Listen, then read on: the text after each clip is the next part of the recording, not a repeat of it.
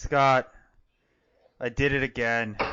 I bought a giant wedge of brie, and before this, just finished eating the whole goddamn thing. And Back to your old ways.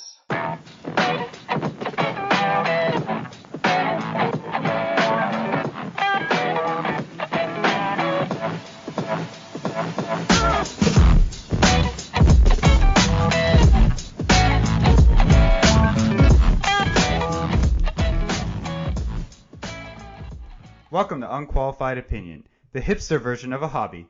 How's it going, Scott? That doesn't make sense. You're right. But that's perfect. I don't know. I'm running out of ideas fast here. Oh, boy. You know. Yeah, it's going well. Yeah. Last weekend was great. This weekend, I feel very poor because this damn house. This house, I had the first moment today where I was like, why the fuck did I buy a house? Yeah, so just for the listeners, before we started the recording, Scott was telling me a really unfortunate story about something An entire he window uncovered. thing is rotten, and I have to fix it. It's going to be a lot of money, and a lot of money on top of a lot of money that I've already spent on fixing stuff that doesn't actually improve the value of the house. It just makes it stop falling down. So how much of it, so you were looking at trying to replace a window and you realized that a bunch of the wood around, the frame around the window is completely rotten? Is that what happened? Yeah. I get this. When I was poking it, ants started coming out. Oh Carpenter my ants. God. However, I got my house treated like a week ago for carpenter ants. Because I'd seen some in the garage, and not bad, just a couple. So they came out and did that. So the ants were drunk on poison, so they were walking around in circles really slowly, and then they'd fall over. Oh my God. So I don't think they were causing any destruction at that point, but they were. The point is there were ants in there eating the rotten wood, which makes it even worse. And who knows where the fucking ants went? Also, who knows how deep this issue goes? Bastards! I mean, it doesn't go out. It doesn't go through the kitchen wall, luckily, because there's no hole on the inside. But oh my God, it's gross too. It's like the wood. You push the wood and water oozes out of it. Oh, disgusting. That's how wet the wood is, and it's been sitting there like that for 95 years. So I guess that says it's not that bad because it's only located to that area, so it's probably spreading pretty slowly. But I'm someone I'm a perfectionist, and when I see something that isn't right, it's like, I'm going to fix that now. Or you can cover it up and sell it to the next guy. Or I can cover it up and sell it to the next person. The problem is I've fixed too many things and spent too much money that hasn't increased the value of the house. Like that beam downstairs I put in to support the floor, that doesn't increase the value at all. That was $3,000. Whoa, why'd you put it in? Because some moron in the past history of this house didn't support the kitchen floor correctly.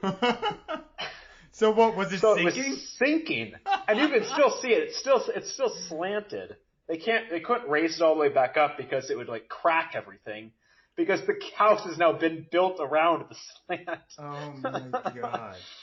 Wasn't there also an issue where your guest bedroom is slanted as well? Well, that's not an issue. That is. Oh, that's not an issue. That's just a feature. That's just a feature. It adds character to the house. No. The guest bedroom was a 3-season porch, and it was converted. Oh. And porches are deliberately constructed with a slant so the water runs off. So I see. when you convert it, unless you really do some serious remodeling, you're left with the slant of the original porch. So that's actually supposed to be like that.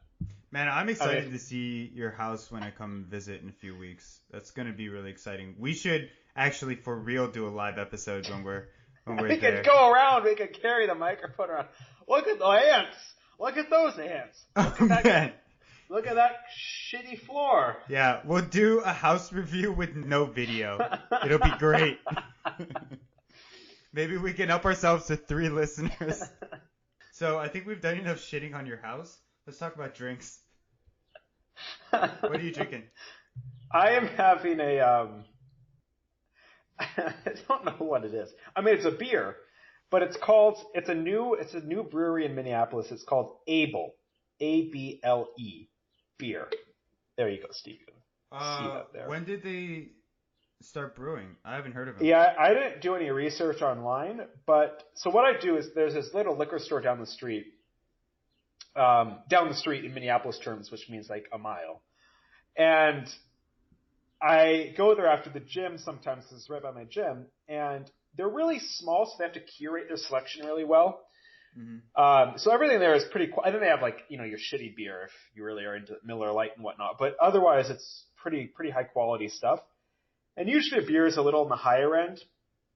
For Minneapolis, like $10, $12 for a 6-pack, with higher quality beer. That's pricey in Minneapolis. Which is pricey. But it's higher quality beer. But this one was like $9 for a 6-pack, and it was a microbrew from Minneapolis. I'm like, you know what?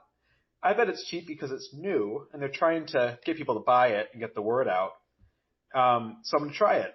How is it?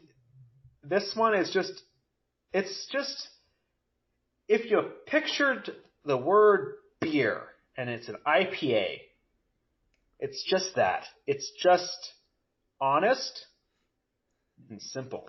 It's the honest, simple IPA that was cheap. It's good. So I think this is a rare moment in which I am going to be drinking something significantly less classy than you. So the rare moment? Oh yeah, you grabbed like box wine last time. Let us not remember what you were drinking last week. Let us not forget, rather. No, I was drinking rum last week. Pedialyte mixed with rum. Oh no, that was 2 weeks ago, and that one we didn't end up taping enough of, so that episode didn't go out. So that was the one that I forgot to record. So the record stands. That was I'm bad. the classier drinker, except for today. So if the audience can guess what this is when I open it. Something with a twist top. It's a twist top champagne. Sparkling wine. I'm sure it's not champagne. No, it's sparkling wine. Like Andre California champagne, $7, $6.99. Oh, come on. I mean, it's... I'll probably finish the entire thing, too. Because, champagne, definitely. You can't really, like, open it and then You can't recork that. Yeah, exactly. Oh, dear. Oh, Ooh, that's a big glass. Too. Yep. That's a big glass. All right. Cheers. He's also drinking out of a brandy glass, which is totally not classy. Wrong glass, Steve. Oh, yeah, because I definitely have the right glass in there somewhere. It is interrupting your olfactory experience of that. Yeah, what a shame. What a waste of this perfectly good California champagne. It's Californian, but it's not champagne. They say, Andre, California champagne, which can't be possible because champagne by definition can't be in California. I wonder why the French don't sue them. I wonder if they get away by saying Californian. Yeah, I don't know. California champagne. It sounds so ridiculous because you're just smashing 2 locations together. It's like, I know. It's really dumb. Well, anyway. Very classy. Yeah. I was gonna say something. I don't. It was existential and witty. I can't remember what it was. So just know. You're making the editing job so easy for me right now, Scott. I don't know. I'm in a mood today. I'm mad and I'm pissed off at the damn window. Yeah. Thanks, man. I'm glad you can take it out on future Steve. Make him edit this shit over and over again. Great. You don't have to edit this.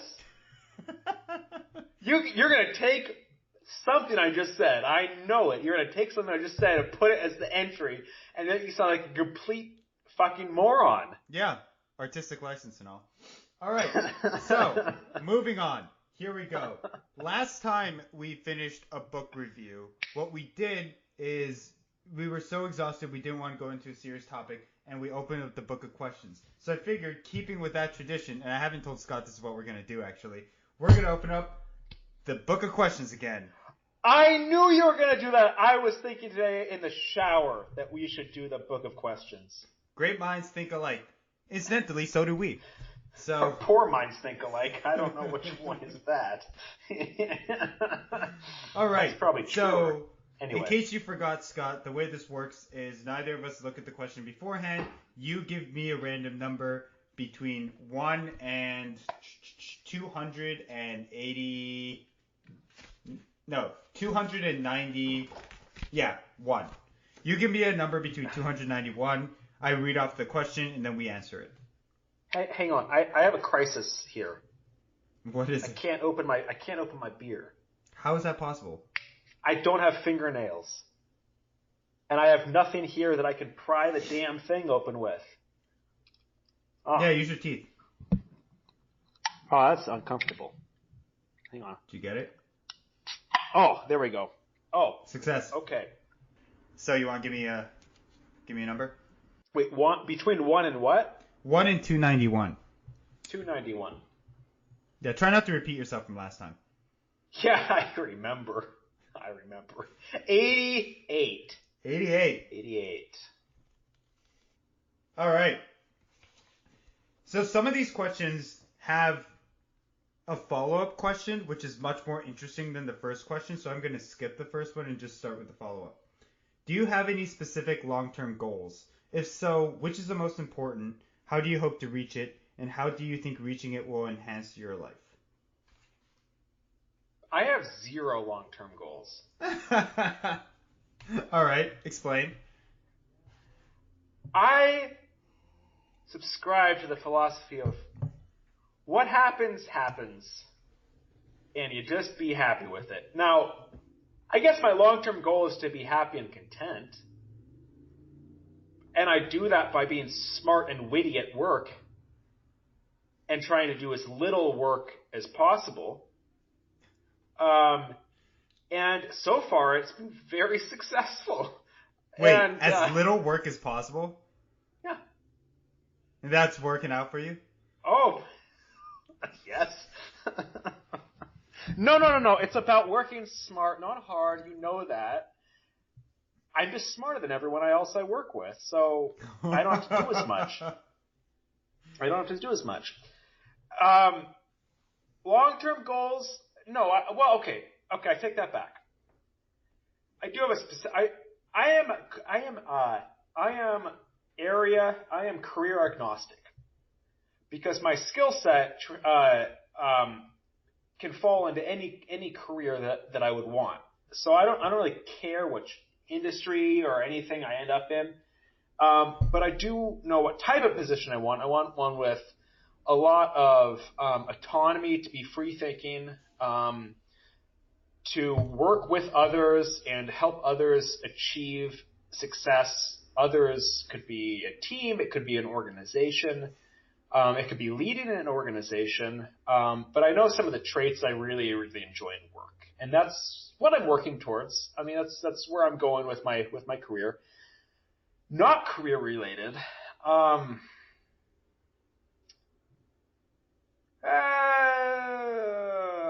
Yeah, I don't know. I mean, I have a lot of goals. I mean, I have a lot of, not goals, desires. I won't call them goals, though. Like what? Nice I'd like a boat. I was going to say that, too. A sailboat? I'd like to know how to, actually, okay, long-term goal, I want to know how to sail. I'm taking lessons. See, I don't know. This is a silly question for me. Now, I'll get to But that's not a long-term goal, right? Yeah, it is. It takes a long time to know how to sail well. Like, you're not talking 20, 30 years. Okay, well, my pace, maybe I'll take that long. But go ahead. My long-term goals? I don't know. I think I have somewhat boringly a similar answer to you.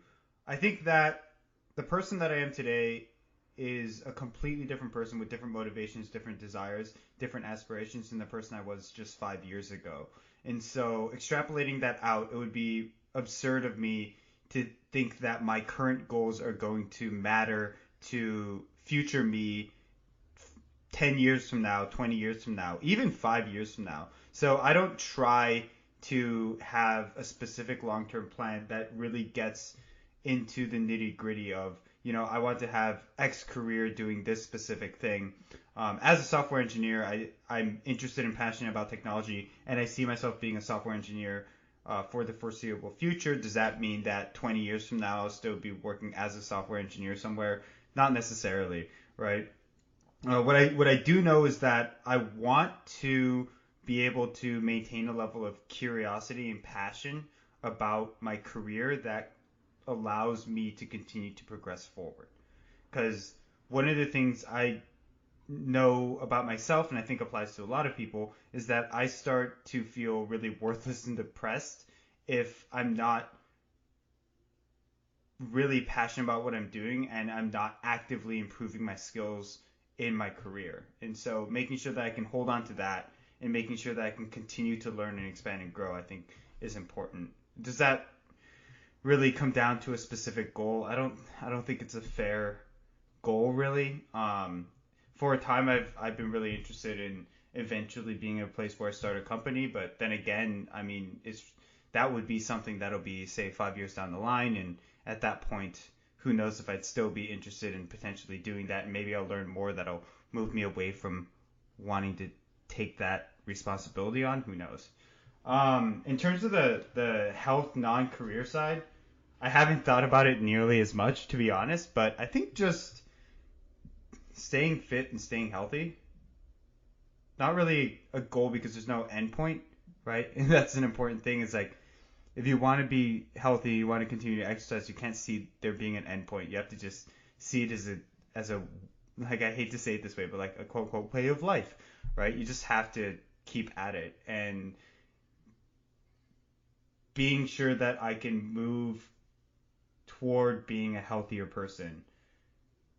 Not eating that entire wedge of brie like I did earlier this morning or this evening in one sitting.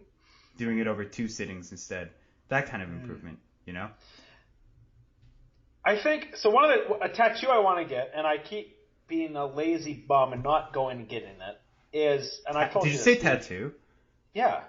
I have a bunch of ideas.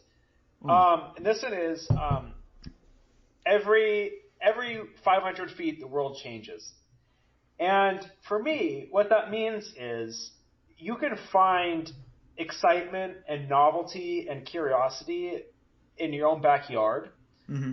And you don't need to have these long-term goals that you fixate on, especially career aspirations that you fixate on, and then kind of forget about everything else around you. And that's really how I enjoy living, is just, right now, the thing I'm learning a lot about isn't necessarily my career, although it's harder because I don't really gain skills in my career. I gain like soft skills, people skills. There's still right now, skills. There's still skills. My hard skills right now are doing house maintenance, and and that is for me is very interesting for me to like figure out how things are constructed and how to take them apart and how to sometimes put them back together properly. And that is just another part of my mind I've never explored, and something that I find really intellectual in a lot of ways. That's very different than my normal my job.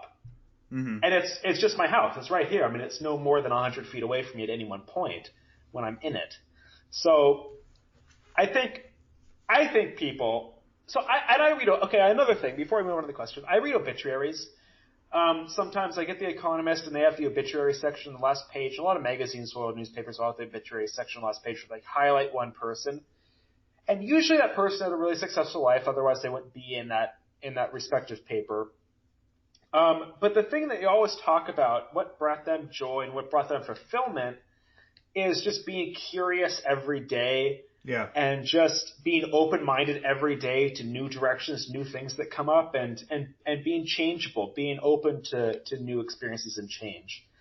It's not about, and I think through that you get to a place where you're happy. If you keep that mentality, you get to a place where you're happy and content, and maybe that's the goal. Well, yeah, and there's So, no stable state. It's like the act of continually exploring, continually learning, having challenges that you're overcoming and growing as a person.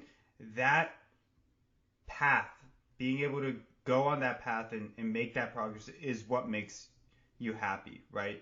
That's why people retire and then they get depressed because they don't have the passion, they don't have anything that they're really going toward unless they really plan that out ahead of time, right? mm-hmm. That sixth martini on the beach is not going to feel nearly as great as the first one, so that's why you go for number 7. Hey, all right, next question. Next question. Am I picking again? You are, because I have the book. 87. You see, the thing is, I can blame you if we get a bad question. That's why we do it this way. That's ridiculous. All right. 87. Since being deprived of the internet would be viewed by many as a serious punishment, do you think it is right to give internet access to those in prison who are ostensibly being punished for a serious crime they've committed? Ha!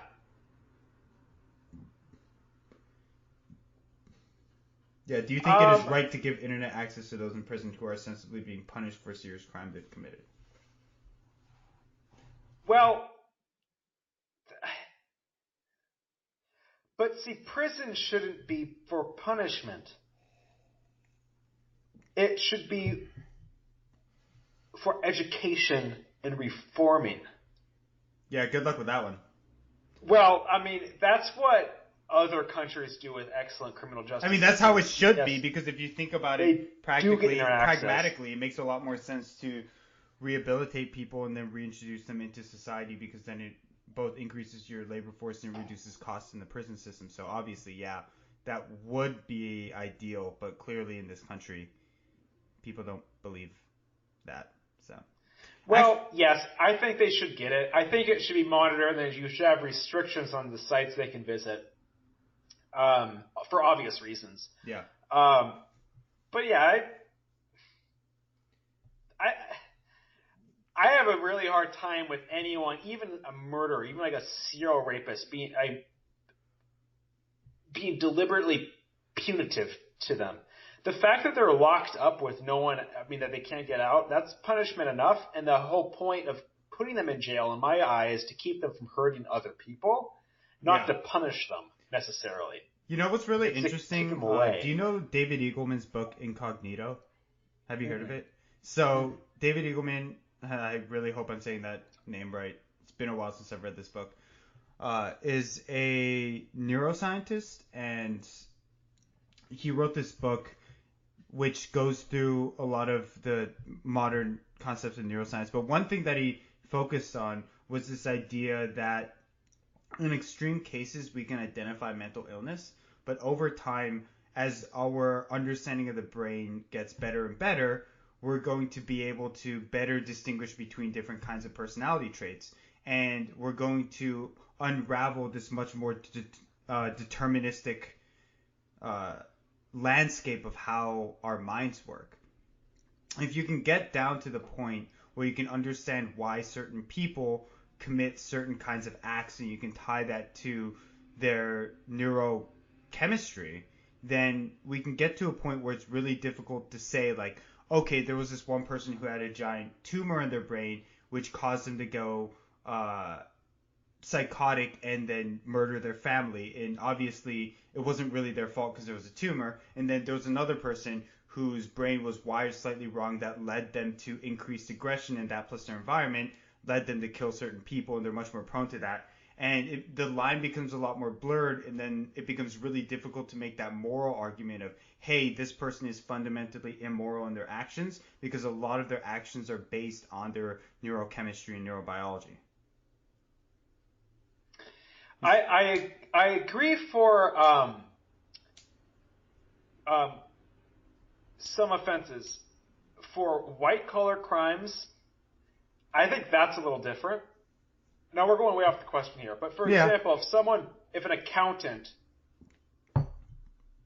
comes in a very well-to-do accountant, and plunders Enron, which happened, and makes their,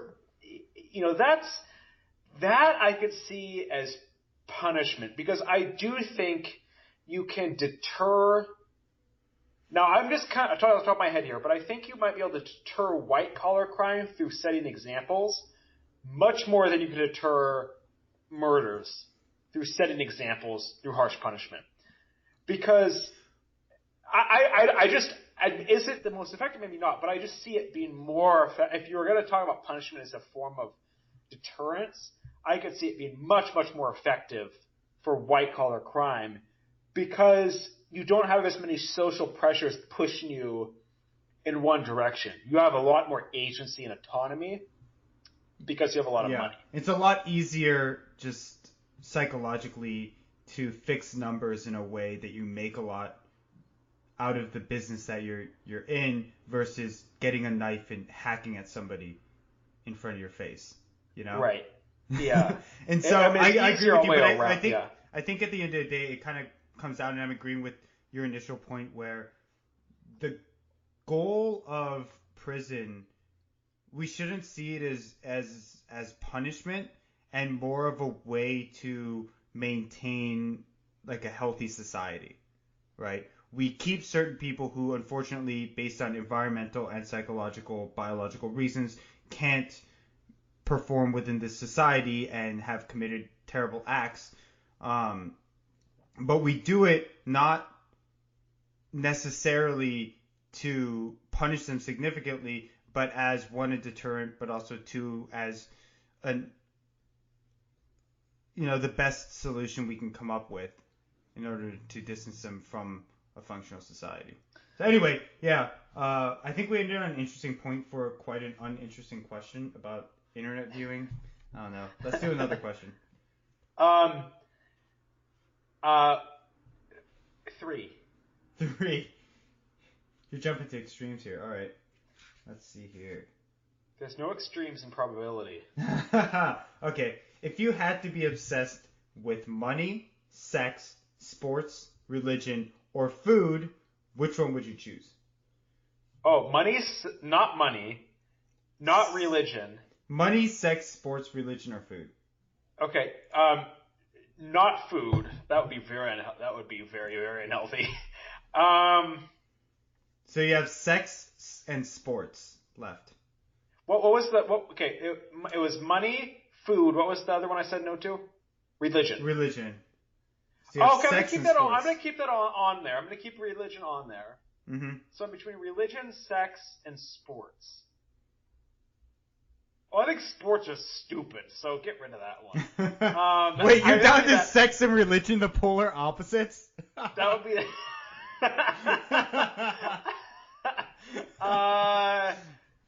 sex, or would you rather be I know which one you're going to pick. Sex. Yeah. As long as it's not with little boys, I would be okay with it. No, just be like, you're a sex addict.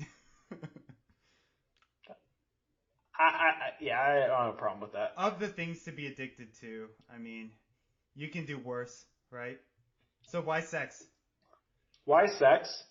Well, the other ones, it's more like what I wouldn't want to be. What was the word? Addicted? Or what was the word? Obsessed. Obsessed? I wouldn't want to be obsessed with any of them, to be perfectly honest with you. Yeah. Food, no.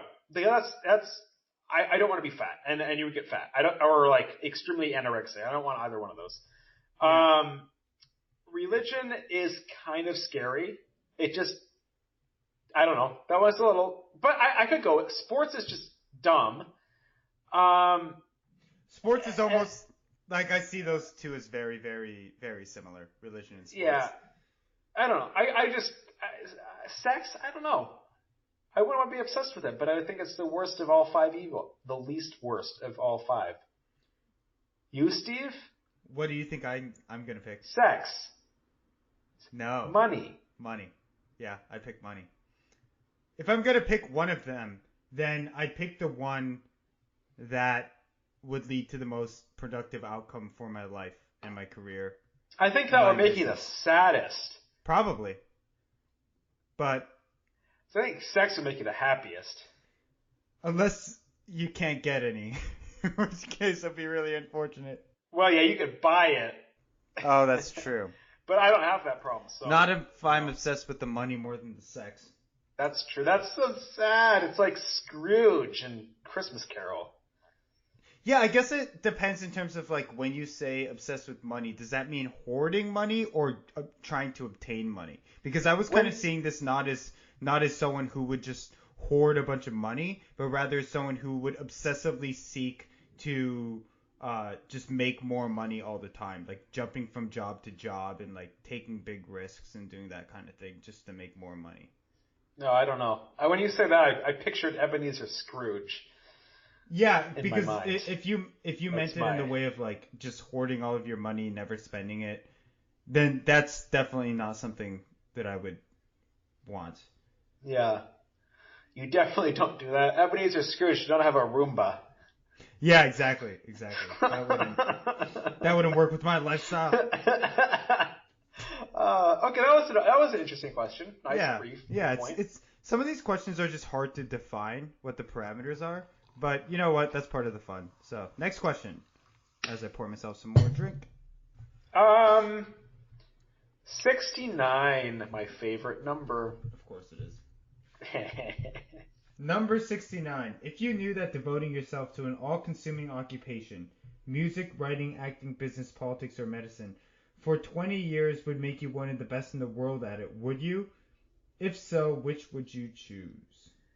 I like the question, what would it be, and would you do it? Mm-hmm. For me, it would be architecture, and yes.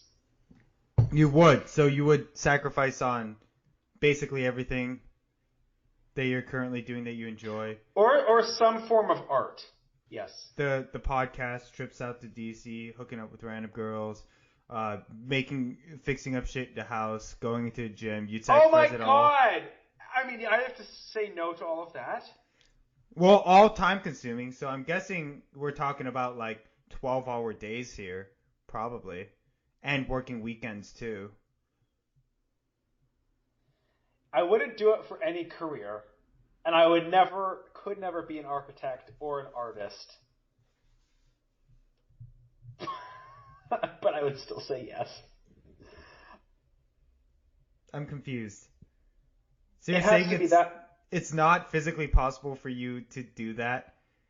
Well, I can't do math. Well, actually, I could if I tried, but I don't want to try. But if I could try, that's another part of the question. If you want to try that hard, and the answer is no. But if I did want to try that hard, and I knew if I did, I would be the best in the world in 20 years, I would say either architecture, sculpture, or painting. Really? Yeah. Interesting. So, to get off of what specifically, and more on would you be willing to put in the time portion of it, do you feel like you would be willing to put in the time to get to that level? It's so dependent on what it is, though. I mean, do I want the best HR manager in the world? I don't really give a shit about that. No, but what I mean is like, okay, let's say architecture, but you know you have to work 12 to 14-hour days. And on weekends, too. Would you do that? Yes. You would. Yeah. So why aren't you doing that? I don't have the drive to do it. Well, then your answer is no, right? Okay, no. If I had the drive to do it, I would. And no. The part of the question was if you knew you would be. I wouldn't be. You know how competitive those fields are? But if I was guaranteed, if I worked that much that I would say yes, I would. I see. That's the part. Yes, that's the crux of it. I see. And I would do it not because of the money or anything like that. I would do it because those things last. They bring people joy and happiness and experiences. Other people joy, happiness, experiences up to hundreds and hundreds and hundreds of years. Look at Notre Dame. Look how many people are sad about that going up in flames. Yeah. 800 years after it was built. Mm-hmm. And there's very few, and that and art, there's very few things in the world that you can devote yourself to that have as lasting of an impact on humans than those two things, which are really the same. Architecture, art, they're similar, the same thing. Yeah. So that's why I love. I would absolutely do that. I would absolutely do it in a heartbeat. So for me, this question reminds me a lot of academia and people who take the path of academia, because academia is super, super competitive, right? You have to commit a ton of time into it. There's not necessarily a guarantee that you're going to become one of the best, but the people who do go through the process of, doing the PhD, getting the postdoc, becoming an associate professor, eventually getting on tenure track, getting tenured, doing all the research and getting a big lab and all of that stuff, they have to go through this really cutthroat competitive environment, and it takes decades to get to the top. And so I've always, so when I look at that, I think, at one point I was interested in entering academia at first after my undergrad in geography, and then I realized there's no fucking point because geography is only useful for teaching undergrads more geography. So it's a pyramid scheme. That's what it is, really. It is. The thing is, though, I was always interested in it. And then when I went to my master's, I remember talking to Scott about, hey, maybe instead of leaving and going for a job, I'll try to do, a PhD in computer science and stay here and do that. And so when I think about this question, I think about that. I think about, like, my profession would probably be in the technical side of computer science, something in AI or machine learning, working on that kind of those kinds of questions, because I find it to be incredibly interesting, and also something that's game changing for industry as well and for everyday life. We can see that in a lot of the technologies that exist today. And so for the second half, which occupation, it would probably be academic research in computer science of some form, probably AI. So cool. It's so cool, and it makes such a big impact. And then the reason around why I would want to do that, if I had that guarantee, is that, one, it would make such a big impact because the people who build the algorithms that are used, like, really shape the kinds of experiences we can have with our technology. It's huge. But the other thing is, like, man, if I had a guaranteed shot and I just needed to know that I need to grind to get to be one of the best at something, like, my ego wouldn't be able to handle it. And I'd be like, let's go. Let's do it. Like, I want to win. I want to win badly. And so there's a part of me that just feels that. And I still feel that. But, man, if I had that guarantee, like, hey, if you grind for 20 years, you're going to be at the top of this field, I'd be like, fuck yeah, I'll do it. I want to win. So there's that part of it too. It doesn't surprise me. It doesn't surprise me. Steve, I really think someday, you won't do it. You won't do it because you're too pragmatic.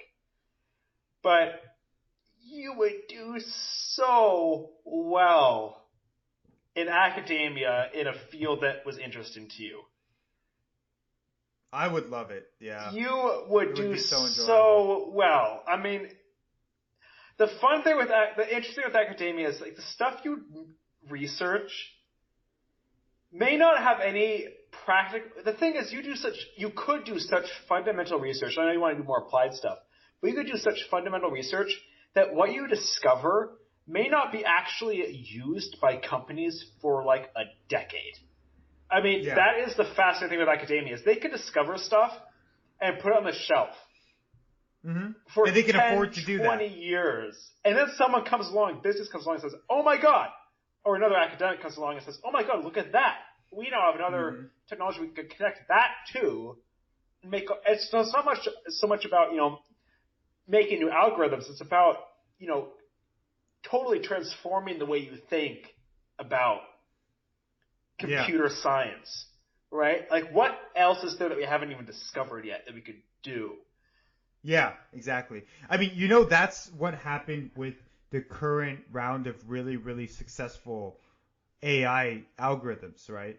what we call today machine learning. It was actually discovered very early on. This idea of training your software in this unstructured environment with like a goal function that they have that tells them whether or not they're getting closer to success, but then not determining any of the structure, the logic, or the rules. That idea was developed early on. I think it was like in the 70s or something, but it was pushed aside for this other concept of let's define rigidly what the logical rules are and let's apply those rules in certain environments, and that kind of crept along because the current form of not building out rules and just having goals with a search space to search through was too computationally expensive to actually do in practice.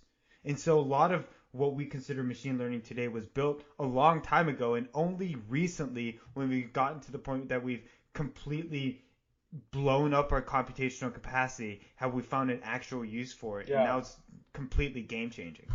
So. And we talked about academia last week, and that is the most fascinating thing I find about academia is they have the time and money to invest in this stuff. You have no fucking idea if it's going to be any use. Yeah, yeah. And some of it's not. Some of it's never useful. But then you hit these gold mines.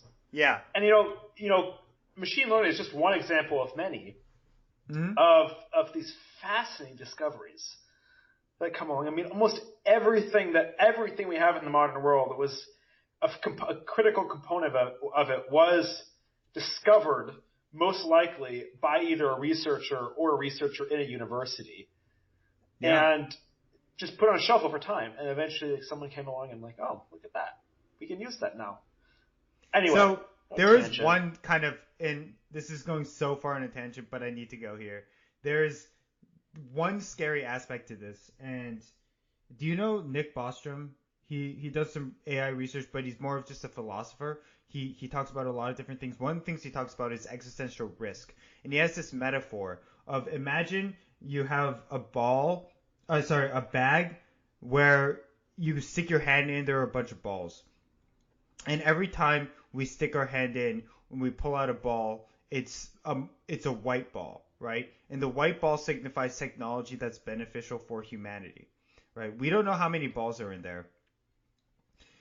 But what we do know is if we keep sticking our hand in, we continue to pull out balls. And most of the time, those balls are white, right? They're good technology. They're helpful for humanity. But what if there's a black ball in there? And what will that mean? And so it's this metaphor for existential risk. And the idea is this. And the closest we've gotten to it is with nuclear technology, right? Each technology that we find, that we discover, has some probability of being very, very beneficial for humanity, but also a risk that it will cause some damage to our civilization and pose existential risk. And so when we had nuclear energy discovered, the only reason that we didn't get wiped out was that the technology that we discovered happened to require a significant infrastructural investment in order to achieve and technical know-how, right? If nuclear fusion was possible, fission, sorry. If nuclear fission was possible by one dude in his basement, we'd all be dead, right? If we discovered that technology and it was incredibly easy to implement, we'd all be dead. And so the question around existential risk that Nick Bostrom poses is, should we keep on pulling these balls out of the bag without any strategy for if and when we pull out a black ball? I have thought about this for so long. So you have kind of three areas. You have business, you have academia, and you have government. The three big players in political advancement and economic advancement. And right now, what happens is academia comes up with some nutty idea. 50 years later, business finds an applied use for it. And then government tries to mitigate the negative consequences of that use. That's and that's very broad, right? It's very, very broad, but that's generally Yeah, I mean, sometimes what government happens. actually reinforces the ability of academia to It does build and that. Well, foster then progress. that government reinforces academia. I think it just goes in a circle, right? Yeah. But my question is that in the right order? Should it be all three? No, this might be a scary idea. It's just talking off the head of my head here, but what if all three came together and said, okay, so here's a government defines a need, like a social need. Business says, here's how we can take that to scale, monetize that, and actually make that work in a capitalistic society that to fulfill the social need. And then academia is like, okay, now we'll figure out how some of that actually works. Now that it wouldn't happen in that order, but what I'm saying essentially is like, where are the people, or rather, would it be valuable to have people earlier in the stage of development of technology and research saying, or questioning, or just bringing up questions, just that, maybe just bringing up questions, saying, well, what if this happens, then that could happen. How would you mitigate that?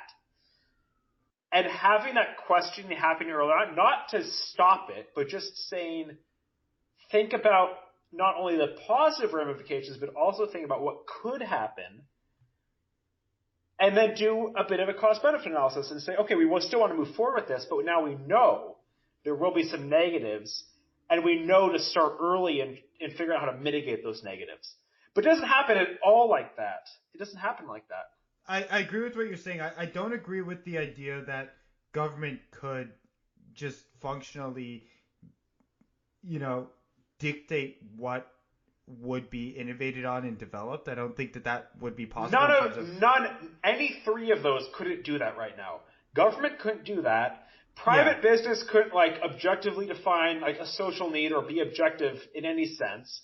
And academia wouldn't want to be suggested that they research particular things over other particular things. Yeah, but so I do think that there would be an important value in being able to, as research topics get determined, have some level of investment in determining what the potential negative consequences of that research could be.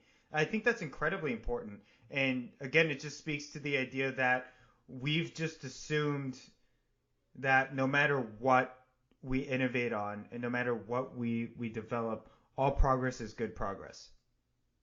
Right? And that's kind of scary. It is, especially because there's a monetary aspect. So imagine, just hypothetically speaking, say when oil was discovered and we figured out how to use it for energy, someone says, oh, I think this could lead to negative consequences. And so they figure out early on how to mitigate those consequences. Mm-hmm. Now that might be really expensive up front, but today we'd have massive oil companies with no regulation because there isn't as much of a negative consequence. They aren't causing global warming because there's some technology that was invented to mitigate that. And you've created business. You've created an economy. Yeah. So, that's the thing. If you can mitigate the risks, you actually make the economy stronger because then you don't need regulation as much or tax as much, right? The other thing to consider there is the difficulty of coordination across national boundaries, especially with something like climate change, for instance. Right, that right, was right. the risk that you're trying to mitigate. But let's not go down that rabbit hole. So that's a long question.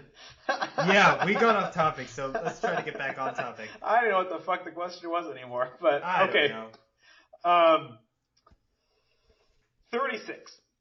36. All right. You like the low numbers, don't you? Yeah, I don't know. I'll pick a high one next time. Well, see, I never remember how high it goes. I always remember it starts at 1, though, because that's easy to remember. But I don't know how. It starts at 1. I don't know how high it goes, so I pick low so I know I'm in the ballpark. 291 is what it ends at. It's weird. It's supposed to be 300 questions, but they only have 291. All right. Anyway, 36. If you were to die this evening with no opportunity to communicate with anyone, what would you most regret not having told someone? I really have to pee right now. That's the thing that you would most regret. No, but I do not have saying. to pee. Man, priorities, dude. All right. Anyway, so the question was, if you were to die this evening with no opportunity to communicate with anyone, what would you most regret not having told someone? I am a really open person to people I know closely. And Steve's nodding. That's why this podcast is such a fucking shit show, because I don't think before I speak on it. It adds character. I'm not like this in work, really.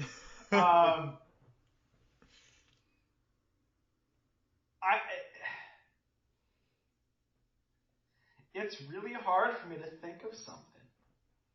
I had a long time of being, and I don't know why this was, but I didn't tell my parents I loved them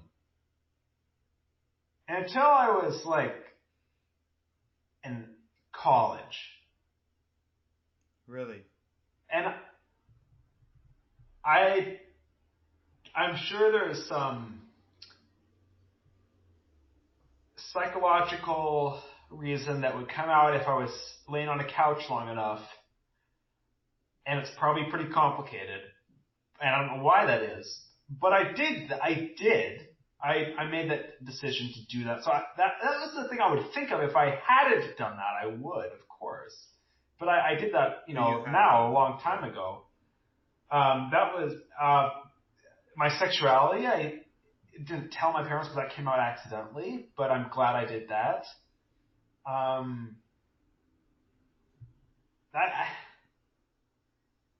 Other than loving someone, I think it's hard, and then telling them about who you really are. I don't know. I can't think of anything else. I can't. Yeah.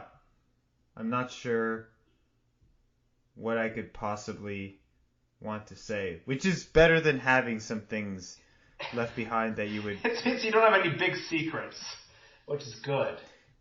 Is it? Doesn't it just make us less interesting people? No, I think having a secret that you have to always remember not to tell people is tiring. I don't think that's less interesting. I think that's really healthy. Yeah, you're probably right. It shows you're open and honest, and that's what matters. It's not about keeping something secret. I mean, I don't know. Keeping secrets is an exhausting business. It's hard not being yourself, and I think that over time it leads to you coming off as a less genuine person to people, right? If you're always hiding something, then you're always on guard, and I think that subtle things about your behavior and your personality will eventually become off-putting to people if you were trying to hide things from them. And so, just from a purely strategic standpoint, it's probably better to just be open as much as possible. I would say from a healthy and happy standpoint, but yes. Sure, that too, I guess. Okay. Well, I guess that was not the most exciting response from either of us, but let's move on. 292. There, I went high. Yeah, just always the extremes. I told you it only goes to 291. 246. 247. 247. 247. Not that it matters. I think this is the best purchase I've ever made.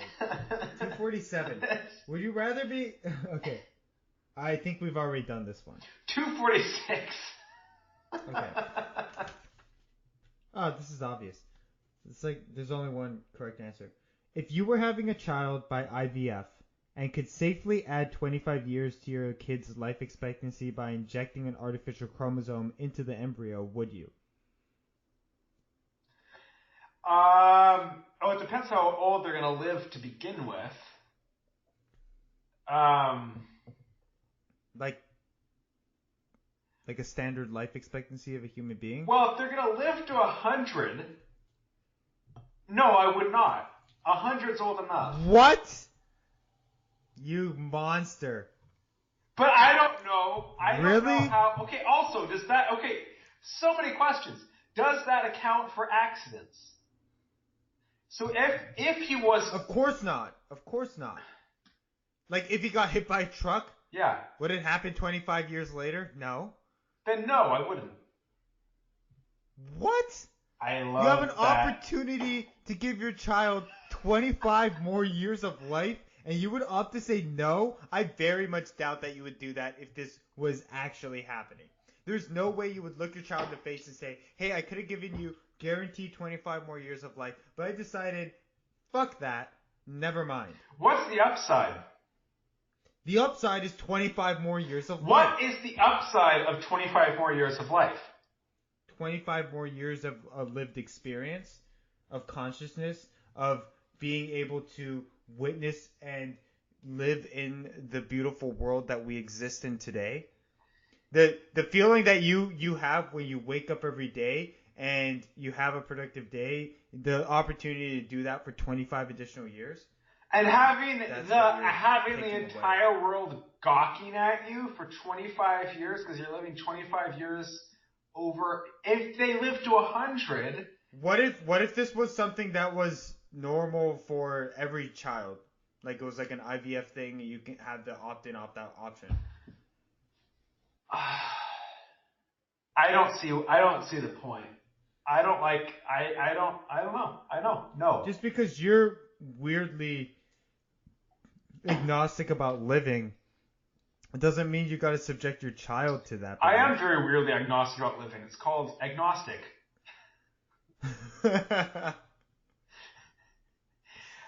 This is something we will never see eye to eye. No, we don't. I just don't get the fucking point.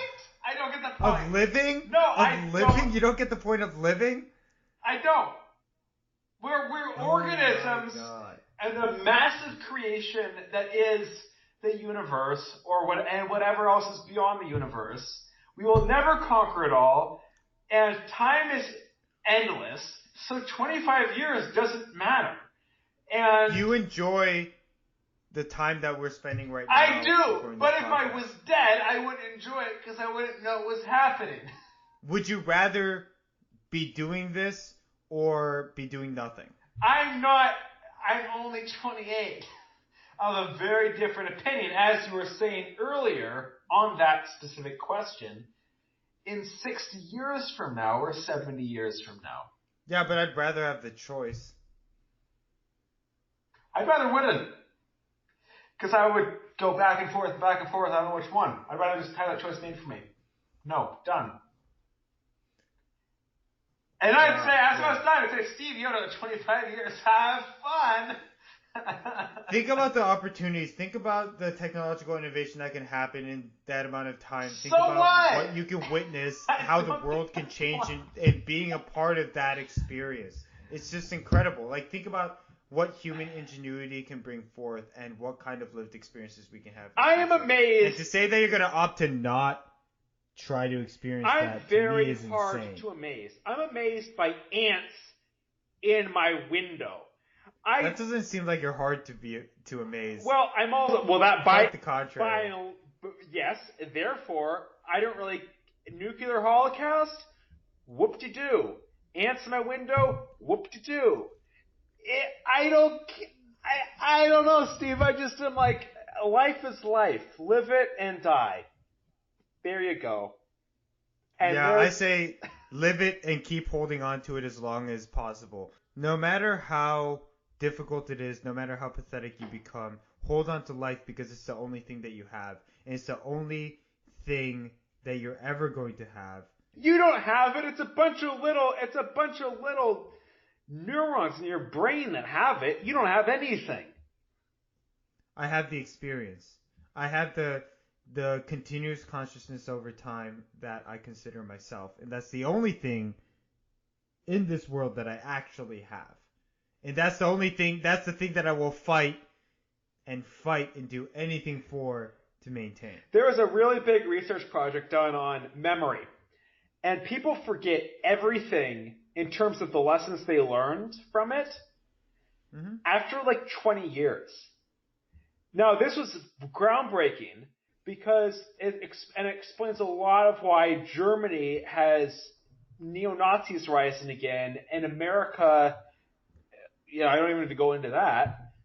And it's like, if we can't even fucking learn from our past mistakes, and we just go along with whatever technology and whatever other progress is being made, then we still don't have any agency. And it doesn't really matter. Let's die. You don't get how extreme my position here is. I'm not even talking about agency. I'm not even talking about remembering who I am now. I'm talking about like 100 years from now, having a relatively continuous consciousness that has transitioned to the point that I feel my own selfness.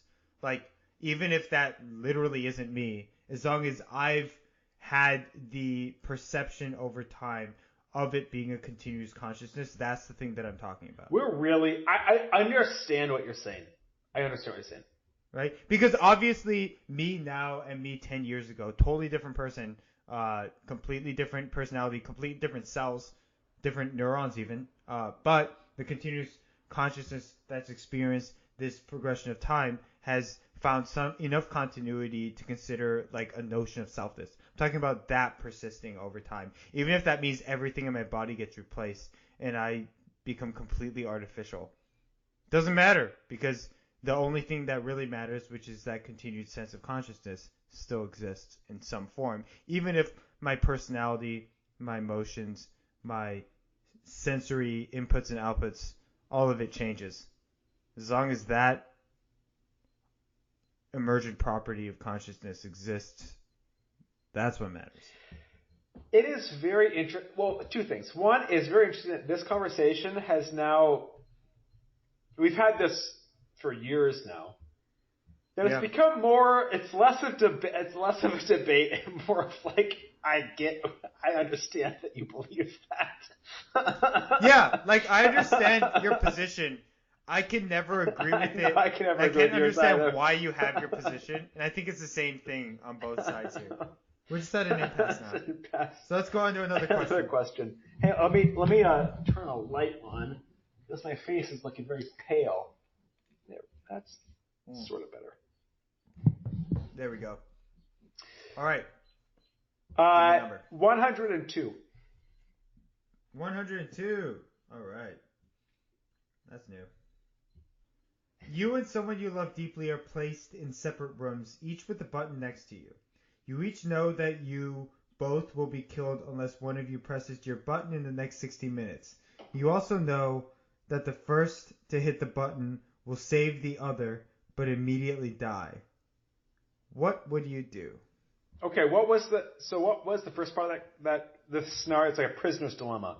It was you and someone you love are placed in separate rooms. Yeah, I got that. You each have a button. If you press the button, you kill yourself to save the other person.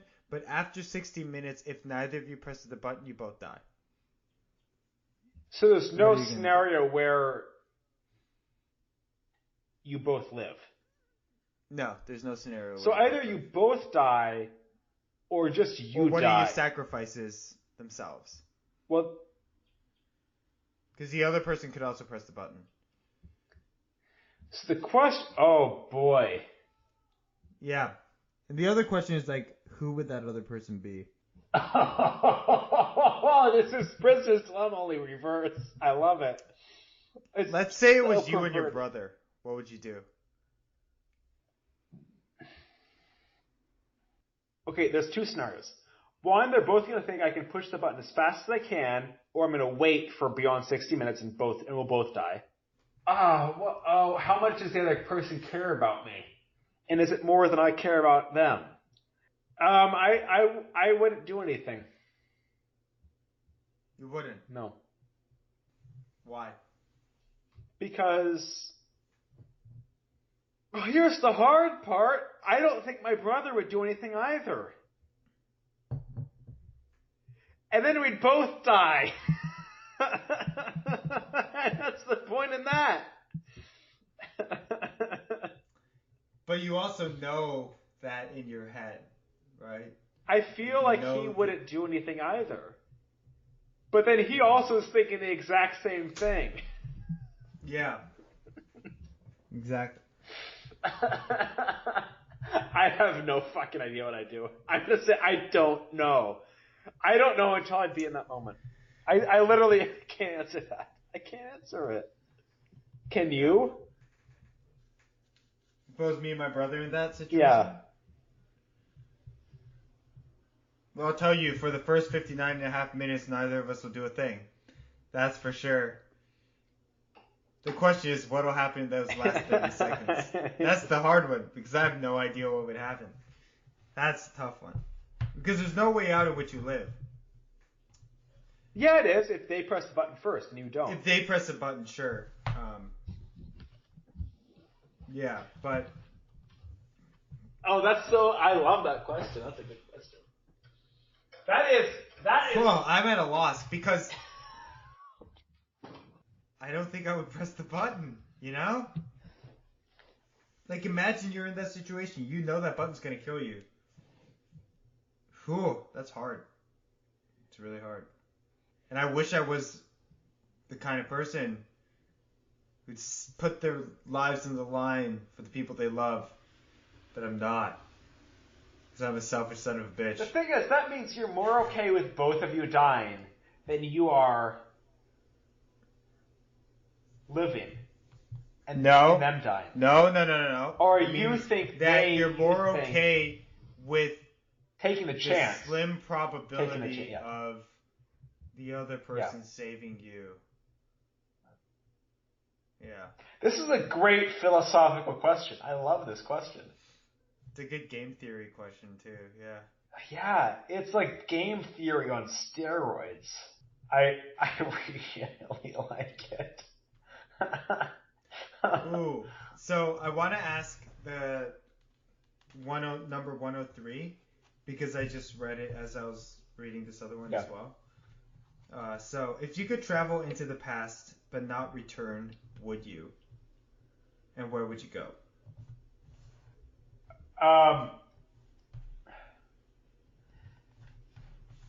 No, I would not, because I couldn't bring the people I cared with me. No, you couldn't. So I wouldn't. Let's say you had to. If I had to. You had to pick a spot. Either the Pax Romana. What now? The period of the Roman Empire that was very, very stable and peaceful.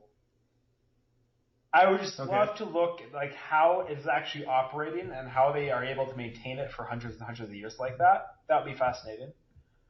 Or? I think I'd say that. Yeah. Why? I think that's a fascinating study in governance. And it's also warm in Italy. In governance? Yeah. So that was the longest period of peace over the widest area of geography that, with the greatest number of people, that my understanding is the world has ever known. And how that happened is fascinating to me.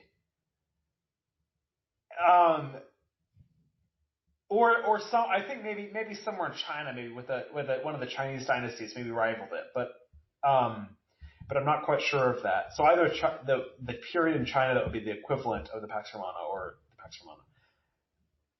I just think it's just governing that many people peacefully with so many differences without wars.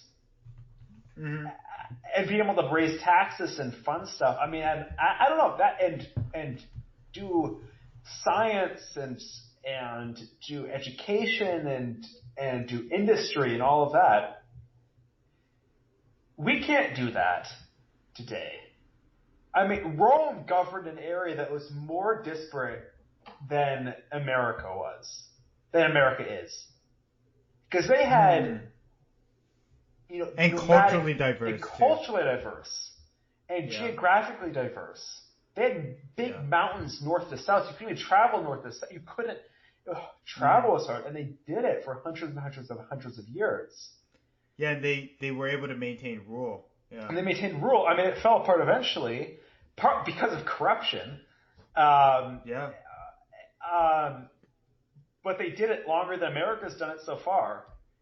And, we're looking at a fairly precarious position, not like Rome was when it was falling apart, but fairly. And America is a fascinating study. I'd love to go back and look at Rome. I think it'd be fascinating. Yeah. I know. What about you?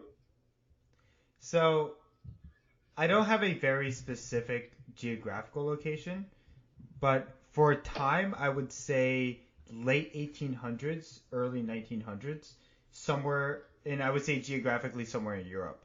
And the reason I say that is because that's kind of it's a clash between ancient monarchies and kind of modern rule, right? And it's also a clash between kind of old ideologies around things like honor and fame and chivalry and new ideas around things like modern warfare, right? So you think about World War I, and you think about how in certain battles troops would line up kind of in this traditional chivalrous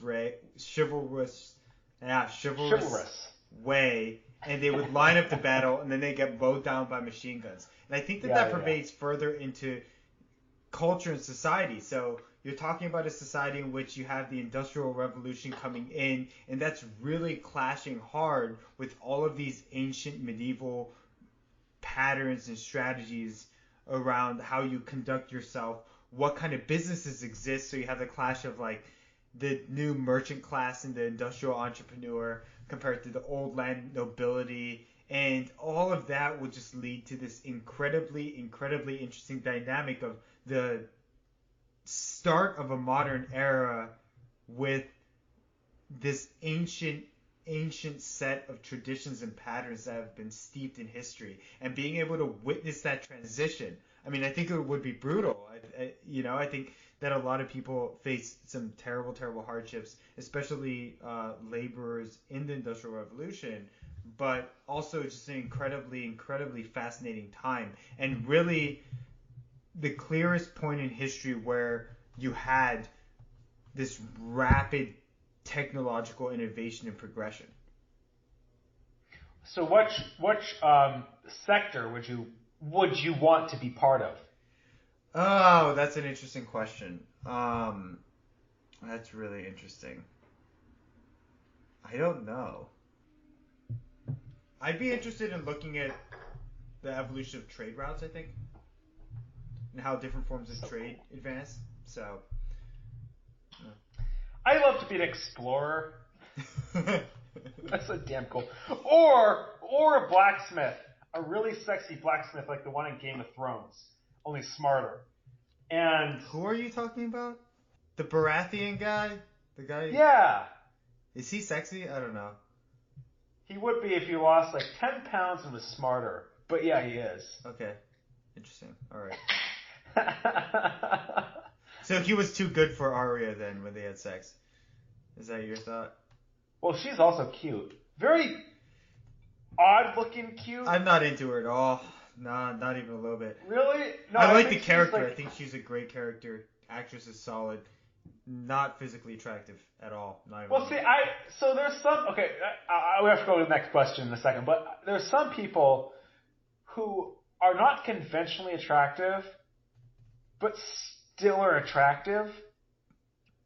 I don't know. That's what I feel. And I feel like she doesn't fit that mold. I'd have sex with her. You have to edit this part out. Oh, I'm not editing it out. Definitely not. It's not editing out. Okay. All right. Okay, let's go on to our final question because we're final question. Pretty long. Final question. 179. 179. Here we go.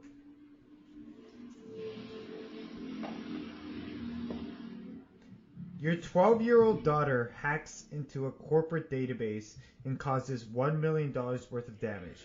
When caught, She tearfully says it was a prank and she had no idea she'd caused such damage. How should she be punished? I wouldn't punish her. What a dumb question is that? I'd say, good girl. You show them. Well, I think the question isn't like how would you punish her? It's how should she be punished in the legal system. She's 12. She's a child. I mean, I tell her you shouldn't do that. Well, I think okay, so I hesitate. I'm not really sure where I land on this, but the risky thing here is more and more we're getting to a place where it's easier and easier for any individual to cause incredibly high levels of damage through hacking, right? Like you can download hacking software, you can just go in and hack something, right? And so there really is a question about how do you deter that kind of behavior. And 12 years old is extreme, but like I can easily see 16, 17, 18-year-old people, kids doing these kinds of things as pranks and causing extreme amounts of damage. And the question becomes, how do you deter that kind of activity, right? Well, if it's easy as downloading something and doing that, I don't know. It is actually, though. That's the thing. Well, I mean, that's not, okay, sure. I don't know. They could do it by accident. By accident? Our government is doing a shit-ass job of any kind of cyber defense. Well, compared to other this countries question such as specifically China. is corporate damage, so it's not. Well, yeah, but government. Yeah, but a lot of government security anti-hacking measures are used by the private sector, and we don't do a good job at that. So I'd say it's a wake-up call to the American government to actually get serious on cyber warfare and stop building frickin' battleships. Fair. I think you need some level of deterrence. Some, like, I don't know, whether it's as simple as community service or more extreme like juvie, but you need some kind of deterrence there to prevent that kind of activity. Because right now, I think that there is an issue where people don't understand, because of the medium in which it's performed, the significance and the implications of that kind of activity. And so instilling that into the culture is more important. Anyway, that was a boring final question. It's a boring final question. Want to do one more? Let's do one more. All right. 142.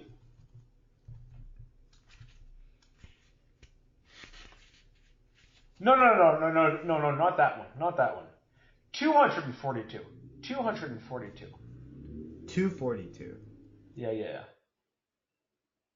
Is it good? I think you'll like it. Would you rather live in a country where people can get rich if they succeed in business but might wind up destitute if they fail, or in a place where there's little opportunity to achieve wealth but a strong social safety net in place? The former. The former is where you'd rather live. Yes. Why is that? All of my answers surprise you, Steve. I don't know. That one surprises me because I figured you'd be more on the support fellow citizens side. Socialism doesn't work. And that's what that is. Would you rather live in Cuba or the U.S.? That's essentially that question. Fair. I mean, that's not socialism, that's communism. Like, France is like a capitalist socialist country. Kind of in between the two. More on the capitalist side, but some socialist tendencies. America's definitely has some socialist tendencies, but definitely on the capitalism side. Yeah, it leans capitalist, yeah. It leans capitalist. France is fine. I mean, it's a capitalist country. I mean, you can, and that's the most socialist country in Europe, practically. And like that would be fine. But we're talking about you can't make like a good living, or would be practically destitute, or like you'd have like an okay quality of life. Everyone would. Like that doesn't appeal to me. And the Cuba model isn't appealing to Cubans. Like, other than Raul Castro.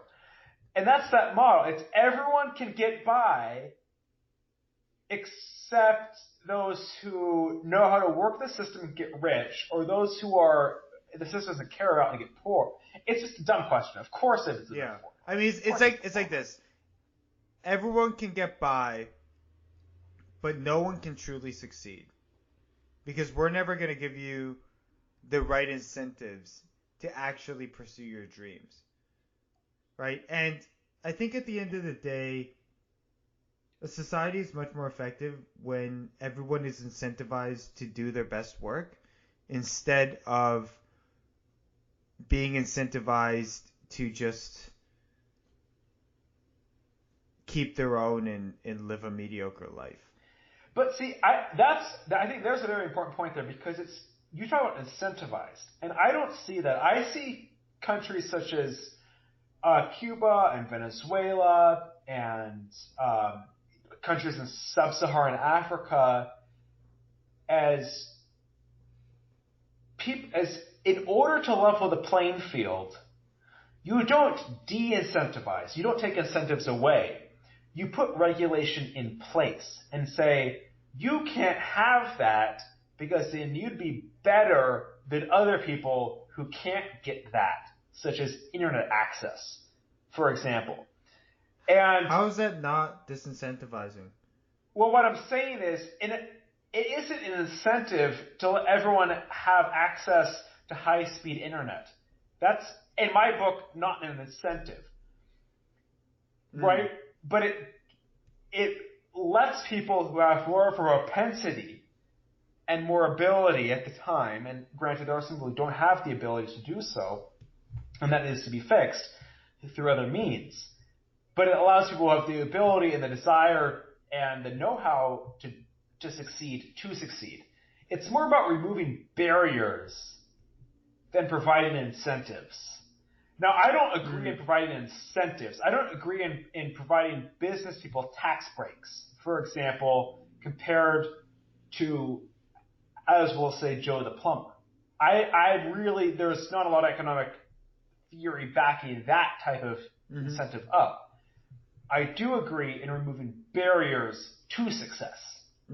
Now, you can call that an incentive if you'd like, and in some ways it is, by removing your incentive. But I just want to make that distinction, that a lot of these countries where like everyone can get by but no one succeeds, in order to improve, they don't need to provide incentives, they need to remove barriers. I think that's totally fair. Yeah, I think that's a really, really good point. So. Yeah. Anyway. Yeah. No, I think that's probably a good place to end, actually. That's less bombastic than our usual endings, but I'll take it. Yeah. Hey, I'm already a full bottle of California champagne in. Starting to... Jesus Christ. I still have half a beer left. How's that possible? I'm so wasted. All right. Well, anyway, this was fun. So, talk next week. Next week. All right. See you.